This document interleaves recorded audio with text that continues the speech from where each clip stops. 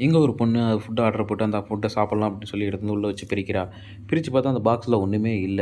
அது சரி அவிங்க குடுத்த பில்ல பார்த்தா பில்லுலயும் ஒண்ணுமே இல்ல. என்னடா இது அப்படின்னு சொல்லி அந்த பாக்ஸ் எடுத்து பார்க்குறா. இதுல உங்களுக்கு என்ன வேணுமோ அத எழுதி போடுங்க. அது கிடைக்கும்னு சொல்லி போட்டிருக்கு. சரி அந்த பொண்ணு பார்த்து ஷாக் ஆயிட்டு, சரி இந்த நம்பர் ஆர்டர் போட்டவங்களுக்கு கால் பண்ணி கேட்போம்னு சொல்லி பார்த்து கால் பண்ணா அந்த நம்பர் ரீச்சே ஆகல. சரி ஓகே நம்ம இத ட்ரை தான் பண்ணி பார்ப்போம் அப்படின்னு சொல்லி அதில எழுதி போடுறா. எழுதி போட்டோனே பார்பிக்யூன்னு எழுதி போடுறா. பார்பிக்யூன்னு எழுதி போட்டோனே அதில ஃபுல்லா பார்பிக்யூவா வந்துருது.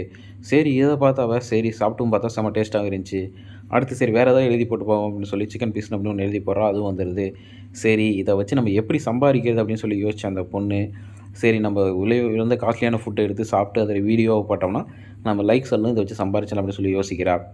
அந்த நேரத்தில பார்த்தா அவட்ட எந்த பேப்பருமே இல்ல. சரி பக்கத்தில அந்த ஒரு காஸ்மெட்டிக் பேப்பர் எடுத்து, அதில அந்த விலை உயர்ந்த ஃபுட்ட எழுதி போட்டு அதில சரி சாப்பிடலாம் அப்படின்னு சொல்லி லைவ்ல விளம்பரத்துக்காக சொல்லி லைவ் ஆன் பண்ணி அதில சாப்பிடலாம்னு சொல்லி எடுத்து காட்டிட்டு இருக்கா. அத எடுத்து சாப்பிட்டா வாயில வச்சோனே மூக்குலருந்து ரத்தம் வந்து இறந்துர்றா.